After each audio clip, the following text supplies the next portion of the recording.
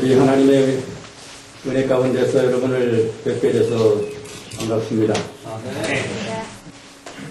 종교개혁은 진행 중입니다. 이러한 주제로 함께 말씀을 연구해 보려고 합니다. 지금 미국 교회의 실정을 먼저 살펴보고 우리 한국 교회의 실정을 살펴보겠습니다. 그래서 지금 우리 세계 기독교가 어느 정도 진리를 가지고 나가고 있는가를 보면서 앞으로 우리가 종교개혁을 완성하기 위해서 총력을 기울여 나가야 할 것으로 생각합니다.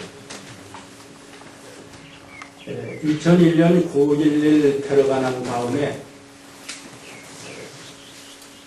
첫 번째 맞는 주일날에 타임스퀘어 처치 카터 콜론이라고 하는 목사님이 본교회에서 설교한 내용이 유튜브에 올라와서 제가 편집을 했습니다.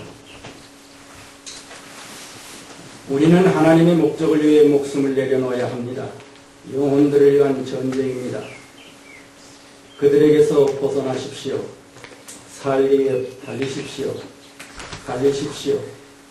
왜냐하면 당신의 생명에 관한 것이기 때문입니다. 우리는 진리가 길가에 버려지는 시대에 살고 있습니다. 살리에 달리세요. 벗어나세요. 번영, 부, 성공에 집중하는 복음들로부터 도망가세요. 벗어나십시오. 그리스도의 이름을 자신의 이익을 위해 쓰는 자들로부터, 당신의 주머니를 예수 이름으로 터는 자들로부터 벗어나십시오. 도망치십시오. 자기 개발에만 집중하는 복음으로부터 도망가시기 바랍니다. 달리십시오. 그리스도가 아니라 인간이 영광을 받는 교회로부터 도망치십시오. 그리스도의 몸이여 도망치세요.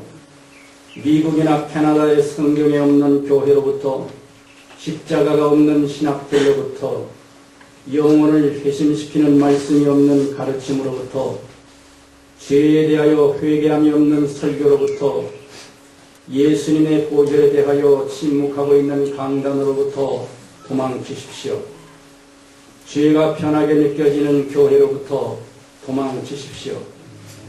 정치꾼들로 가득 찬 설교 강단으로부터 도망치십시오. 그들은 하나님에 대해 아무것도 알지 못합니다.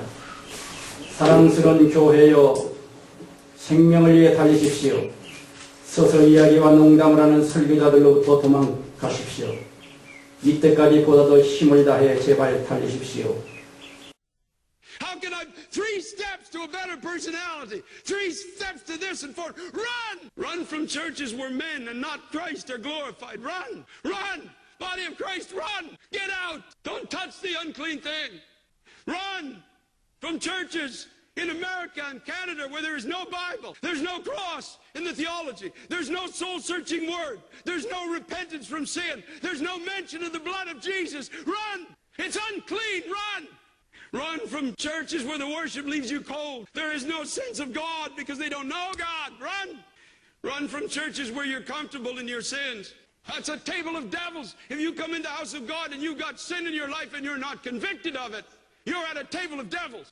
Run from pulpits that are filled with political men who are using the pulpit of God for a personal political agenda. Run! Run from those who preach division between races and cultures. Run! Run! Get out! Turn it off! Get away from it! They know nothing of God. 네. 미국 교회가 이렇게 타락해 갔다고 하는 것을 단면적으로 볼 수 있는 설교 내용입니다. 과연 그러면 한국 교회는 어떤가? 제가 이 음성을 유튜브에서 설교를 캡처했습니다. 이번도 마찬가지로 한국교회 부패상을 강렬하게 외치고 있는 목사님입니다. 들어보십시오. 현실의 한국교회는 성추행과 성폭력, 그리고 재정횡령과 금권선거, 세습폭력, 거물과 숫자 지상주의, 이런 것들로 세상 사람들이 손가락질하고 있습니다. 무려 100명에 가까운 여성들을 성추문한 목사가 있습니다. 한국의 스타 목사, 베스트셀러까지 짓고 수많은 청년들이 몰리는, 그러나 후에 100여 명의 여성들을 성추행한 사건이 발각이 되자 교회를 사임합니다. 사임한 지 얼마 안 돼서 퇴직금 20여 원을 받아서 교회를 또 버젓이 설립하고 그 교회에 수많은 사람들이 몰려드는 것이 한국교회의 수준입니다. 그것이 목사의 수준이요 성도의 수준입니다. 성도들과 함께 라스베가스로 여행가서 파친코 앞에서 도박을 하는 목사. 간 현장이 발각나자 모텔에서 도망쳐서 에어컨 시래기를 붙들고 있다가 떨어져 죽은 목사가 얼마 전에 있었습니다. 그 사람이 전 한기총 회장이었습니다. 우리나라에서 가장 큰 교회를 담임했던 어떤 목사 중에 한 명은 매능에 걸려가지고 미국에 취업차 늘 왔다 갔다 프랑스의 어떤 여자와 영혼 결혼을 했니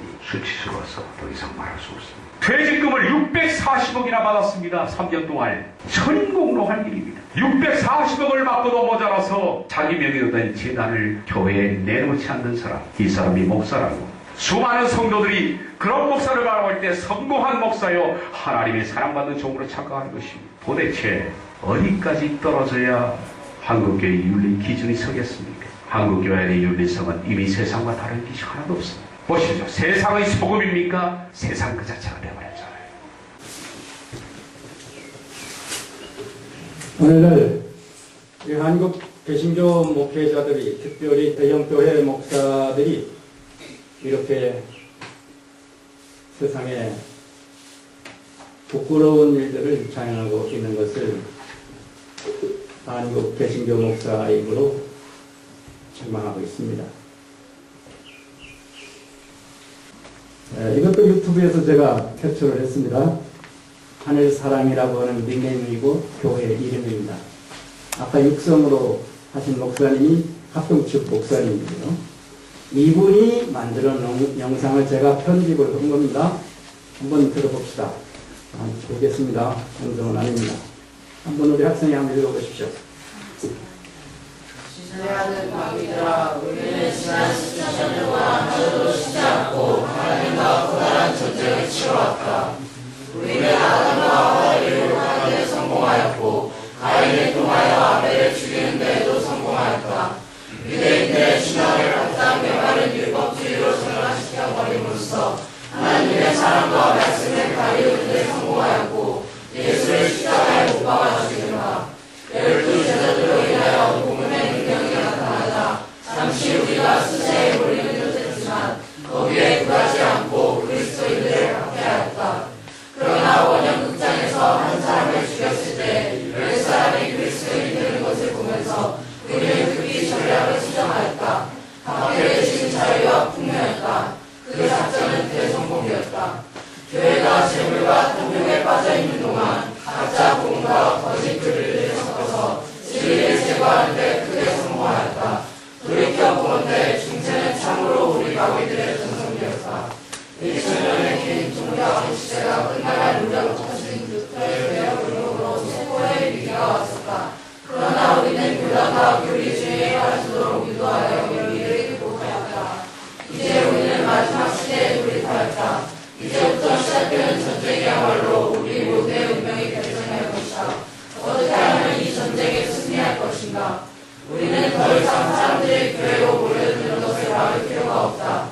이미 세속적 정신과 비진리로 인하여 복음의 균열을 열어버렸기 때문이다. 또한 그들의 기도로 막을 필요가 없다. 왜냐하면 그들의 기도는 세속에 깊이 몰입되어 있기 때문이다. 목사들의 설교도 막을 필요가 없다. 뭔가 재미있는 이야기와 정치와 사회 문제로 채워져 있어 복음을 정확하게 방문하지 못하고 있기 때문이다. 우리가 위주로 공략해준 책임은 하나님께 읽지 못할 것이다. 내가 이 마지막 시대에 너희들에게 명령하고 싶은 것은 매우 간단하다. 자신이 구원받았다고 스스로 믿도록 해놓고 그들의 시간을 사소한 일로 바꾸게 명령해준다. 돈과 명예를 쫓는 일에 집중하게 하고 지출을 늘리도록 하라. 그러면 그들의 마음과 삶은 불신자와 별다른 차이를 보이지 않을 것이다. 네.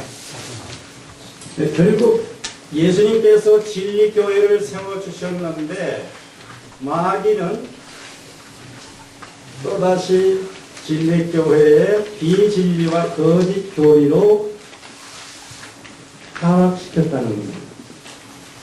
오늘날 루터를 통해서 종교개혁이 시작이 됐지만은 루터 이후에 칼빈이 나타나고 또 많은 그 종교개혁자들이 나타났지만은 결국은 그들은 마귀의 일을 도와준 결과였습니다.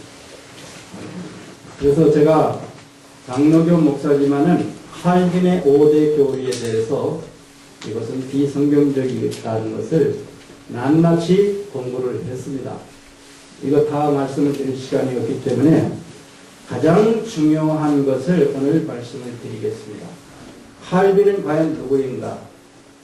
이 사람은 이름은 개혁운동가요, 종교개혁자지만은 속은 바티칸의 후계자입니다.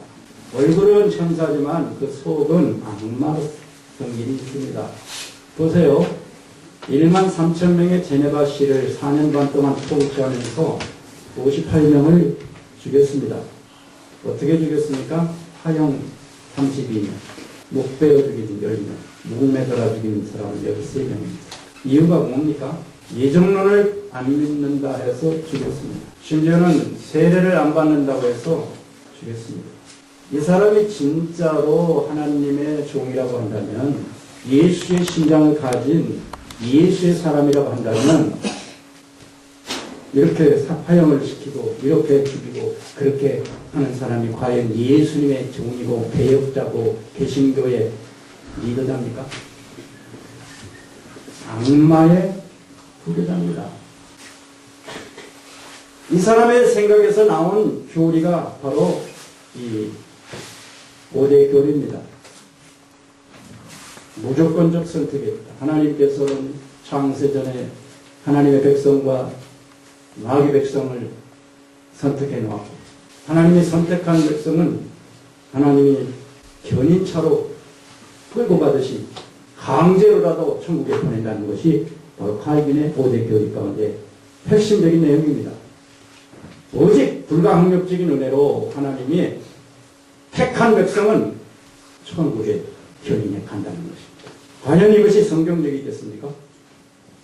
다 같이 한번 읽어봅시다. 한 번 구원은 영원히 상실되지 않는다. 예, 이것이 바로 칼빈의 뜻에 나옵니다. 그래서 칼빈의 이 교리의 교리로 해서 웨스트민스터 신앙 고백을 만들어냈는데 17장 1장에 보면은 최종적으로 타락할 수도 없고 그 상태에서 끝까지 확실히 견인하여 영원히 구원을 얻었다. 하나님의 선택한 백성은 최종적으로 타락할 수도 없고 끝까지 확실하게 책임진다. 얼마나 감사하고 은혜가 됩니까? 하나님의 선택한 백성만 되면 뭐 천국은 이미 받아놓은 밥상이죠. 받아놓은 밥상. 이미 구원 받아버렸습니다. 그러니 얼마나 편안합니까? 죄를 져도 하나님이 어떻게 해서든지 구원시킨다는 거예요. 그러니까 장로교 교인들은 마음이 굉장히 편안합니다. 그러나 성경은 뭐라고 말씀합니까? 고린도전서 9장 27절 한번 크게 읽어볼까요? 내가 내 몸을 치러 속전하게 하는 내가 남에게 전파하는 게 자기가 소리에 버림이 되니까 사도 바울이 믿음이 어떻습니까? 믿음이 좋습니까? 믿음이 별로입니까? 우리가 사도 바울과 같은 믿음이 있는 사람이 여기에 계십니까 혹시? 그럼에도 불구하고 사도 바울은 내가 버림이 될까 두려워했습니다. 칼빈이 말한 말하고 전혀 다릅니다. 하나님께서는 끝까지 책임 안 주십니다. 왜? 내가 나중에 타락하고 죄를 지면 회개하지 않고 범죄하고 타락하면 하나님이 버리신다는 겁니다. 끝까지 견디는 자가 구원을 받고 끝까지 이기는 자가 구원을 받는다는 것이 성경의 말씀이죠. 네. 생명책에서 또 지워버리신대요.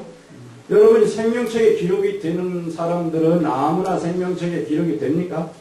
이게 보통 믿음이 없으면 생명책에 기록이 됩니까? 그럼에도 불구하고 생명책에서 하나님이 믿음 좋아서 생명책에 기록이 됐다 하더라도 나중에 타락하고 하나님을 떠나면 지워버리신다고 말씀합니다. 한번 읽어봅시다. 여호와께서 모세에게 이르시되 누구든지 내게 범죄하면 내가 내 책에서 그를 지워버리리라. 그를 생명책에서 지우사 의인들과 악인이 함께 기록되지 말게 하소서. 이기는 자는 이와 같이 흰 옷을 입을 것이요 내가 그 이름을 생명책에서 결코 지우지 아니하고 그 이름을 내 아버지 앞과 그의 천사들 앞에서 시인하리라. 이렇게 성경 곳곳에 이기는 자만 생명책에서 지우지 않고 아무리 생명책에 기록이 됐다 하더라도 말년에 가서라도 마지막에 신앙을 버리면 지운다는 것이 성경의 말씀입니다. 칼빈의 말하고 전혀 다릅니다. 하나님이 강제적으로 견인하지 않습니다. 하나님은 자유의지를 주시기 때문에 우리가 마지막에 하나님을 버리고 배도하면 하나님도 버리신다고 말씀합니다. 여러 말씀이 많죠. 이렇게. 엄청 많습니다. 빌립보 2장 12절 봅시다. 그러므로 나의 사랑하는 자들아 너희가 지금 나 없을 때에도 항상 독점하여 두렵고 빌립보 2장 12절의 말씀도 역시 사도 바울의 말씀입니다. 사도 바울이 믿음이 보통 믿음입니까? 이런 분도 두려고 떨림으로 너희 구원을 이루라. 자기 자신도 버림받을까 두려워서 날마다 자기를 복종하여 치고 날마다 죽는 그러한 삶을 살고 빌립보 교인들에게도 두려고 떨림으로 너희 구원을 이루라고 항상 복종하라는 겁니다. 마지막 때까지 죽을 때까지 복종하면서 하나님 섬기라는 겁니다. 또 히브리서 6장 4절로 6절에도 말씀이 있죠. 한 번 비층을 얻고 우리 다 같이 읽습니다. 한 번 비층을 얻고 하늘의 은사를 맛보고 성령의 사명을 받고 하나님의 선한 말씀과 은혜의 믿음을 맛보고 타락한 자들은 다시 새롭게 하여 회개할 수 없나니 이는 자기가 하나님의 아들을 다시 십자가에 못 박아 번제력을 보입니다. 하나님의 능력을 맛보고 성령의 은사를 받고 하늘의 은사를 맛보다 하더라도 타락하면 그리고 회개하지 않고 그러면 버린다는 거예요. 그러므로 베드로전서 2장 2절에 구원에 이르도록 자라라 그 말입니다. 이미 구원 얻은 사람은 한 사람도 없습니다. 자라고 죽을 때까지 신앙을 끝까지 이길 때 마지막 백부자 심판 그때 하나님께서 구원자를 확실히 정한다는 것이죠. 유다서 1장 5절에도 애굽에서 구원을 받았지만은 결국은 광야에서 믿음을 버렸기 때문에 200만 명의 구원받은 이스라엘 백성들이 2명만 제외하고 다 광야에서 죽었죠.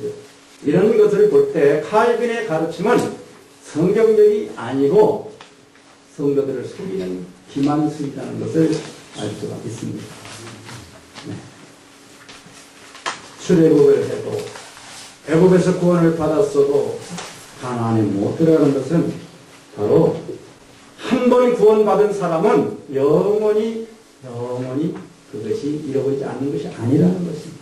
그러므로 칼빈의 예정론과 궁극적 구원 가르침은 완전히 성도들을 갖다가 해이하게 만들고 거짓 평안에 빠지게 만들어서 마귀의 전략대로 헛된 일에 다 남은 시간을 뺏기게 만드는 것입니다. 지금 나 구원 받았으니 이제 안심하고 세상에 눈을 파게 만드는 거예요.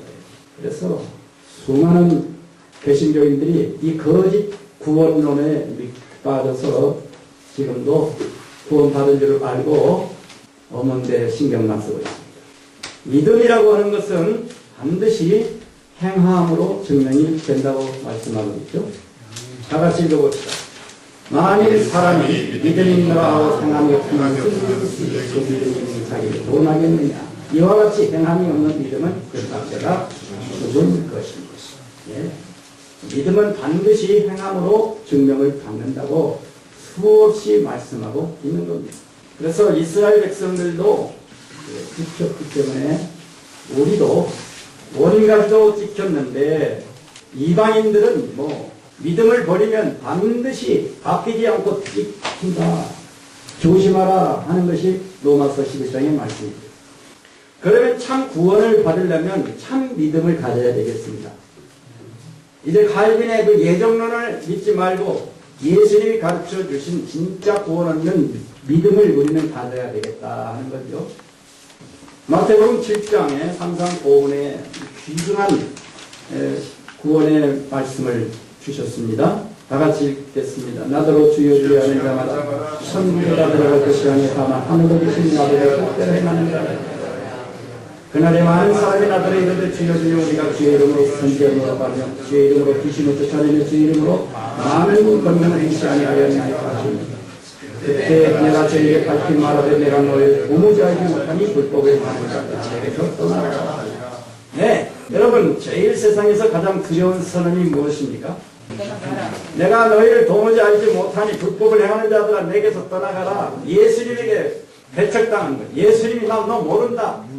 우리가 평생을 하나님을 위해서 예수님을 위해서 천국을 위해서 이렇게 살았는데 마지막 예수님 앞에 설 때 내가 너를 모른다.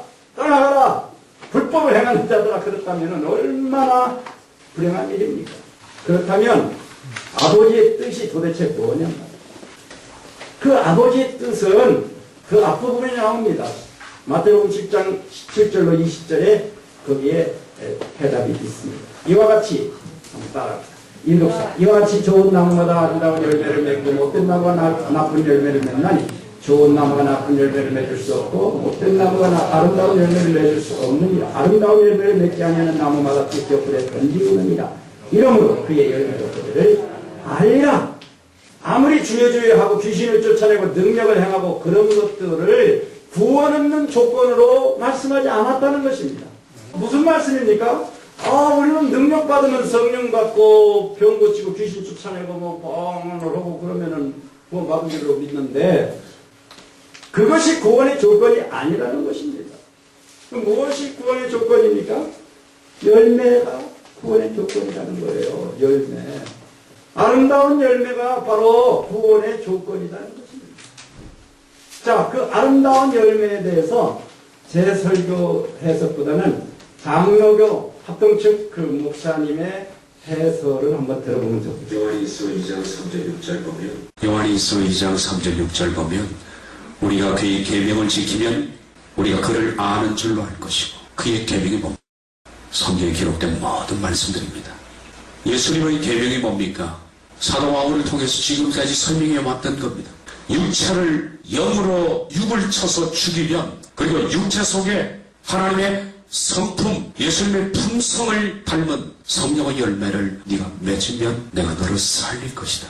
그러면 우리가 예수님을 아는 게 됩니다, 여러분. 성품을 닮아가면 우리가 그를 아는 게 돼요. 근데 내가 머릿속으로 그를 안다 하면서 계명을 지키지 않은 자는 거짓말쟁입니다. 진리가 그 속에 있지 아니하되 누구든지 그의 말씀을 지키는 자는 하나님의 사랑이 참으로 그 속에서 온전하게 되었나니 이로써 우리가 그의 안에 있는 줄을 아노라. 그의 안에 산다고 하는 자는 그가 행하시는데도 자기도 행할지니라. 예수님 닮아야 한다는 겁니다. 우리가 예수님 안에 있다라고 말하는 것은요, 예수님의 품성을 닮아가야 되는 거예요. 이렇게 살면 마태복음 7장 23절 같은 선언은 절대 없습니다. 우대 포테 에그는 히마스, 내가 너희를 절대 모른다. 우대 포테는 절대 모른다. 이런 대답을 결코 듣지 않죠. 내가 너희를 결코 모른다 하는 법은 없습니다. 왜 주님이 모른다고 그랬을까요? 닮지 않아서 그렇습니다. 우리가 주님의 열매를 맺고 닮아가면 내가 너를 절대 모른다 하는 일은 결코 없습니다. 천국 가서 확인해 볼 필요도 없어요. 지금 이 땅에서 확인할 수 있습니다. 그것은 하나님의 약속의 말씀 때문에 그렇습니다. 닮아간다면 주님은 여러분과 주에 대해서 내가 너를 안다 하십니다. 다 같이 읽습니다. 열매는 예수님의 성품입니다. 예수님을 닮는 겁니다. 예수님 얼굴을 닮는 게 아니고 예수님의 마음을 닮는 겁니다. 이 마음을 품으라고 예수 그리스도의 마음입니다.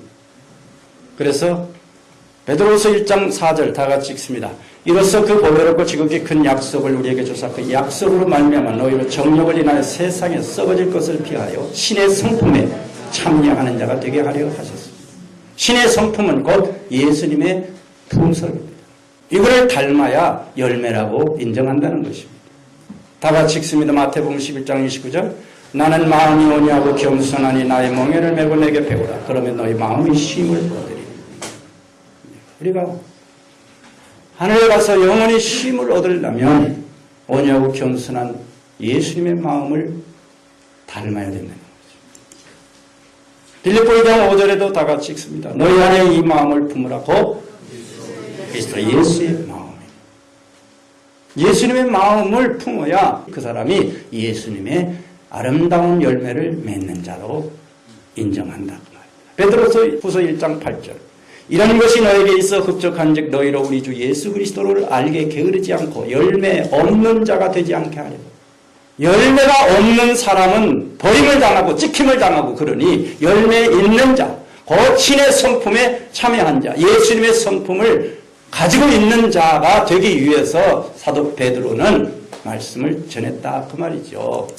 그래서 성경은 오직 성령의 열매를 맺는 자만이 하늘의 유업을 얻는다고 사도 바울은 갈라디아서 5장 유명한 말씀이죠. 다 같이 읽습니다. 오직 성령의 열매는 사랑과 희락과 화평과 오래 참음과 자비와 양선과 충성과 온유와 절제 이 같은 것을 금지할 법이 없느니라.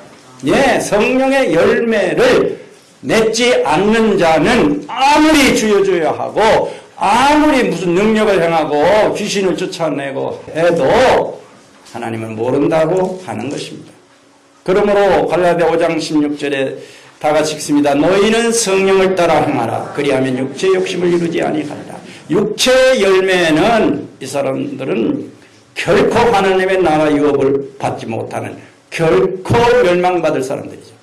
육체의 열매는 바로 어떤 일입니까? 음란과 더러운 것과 호색과 우상숭배와 술수 원수 맺는 것과 분쟁과 시기와 분냄과 당짓는 것과 불량과 이단과 투기와 술취함과 방탕함과 그와 같은 것들을 맺는 열매에 맺는 사람들은 아무리 교회를 다니고 아무리 능력을 하고 병을 수만 명을 고친다 하더라도 음란하고 육체 열매를 맺는 사람들은 그 열매를 보고 그를 안다. 아무리 한국 세계 유명하고 제일 큰 교회 목사를 했다 하더라도 현재 음란하고 이 육체의 열매를 맺는 사람이라면 우리 사람은 속고 모르지만 하나님은 아시기 때문에 결코 모른다고 하신다는 것입니다. 그래서 육체의 열매를 맺지 않고 성령의 열매를 맺고 좁은 문으로 들어가기를 힘쓰고 정말 열매를 맺기 위해서 자기를 쳐서 복종시키고 하나님의 계명과 율법의 말씀대로 십계명을 지키면서 하나님을 사랑하고 이웃을 행하같이 사랑하는 그러한 열매 맺는 성도가 바로 구원받는 사람이라는 것입니다. 그래서 구원은 찾는 자가 적다는 겁니다. 오늘날 교인들이 이렇게 믿고 정말 열매 맺기 위해서 거짓말 안 하기 위해서 하나님의 말씀과 계명과 십계명을 지키기 위해서 하나님의 말씀이라면 계명이라면 목숨을 걸고 완전히 스님들 교인들처럼 목숨 걸고 신앙을 지키는 그런 사람들이 오늘날 계신 교회 몇 명이나 됩니까? 이미 구원 받았으니 술을 먹어도 괜찮고 뭐 죄를 지어도 괜찮고 예수 믿으니 구원 받으니까 죄를 물먹듯 먹으면서도 오늘날 계신 교인들은 다 구원 받는다고 자신하고 있어요. 왜?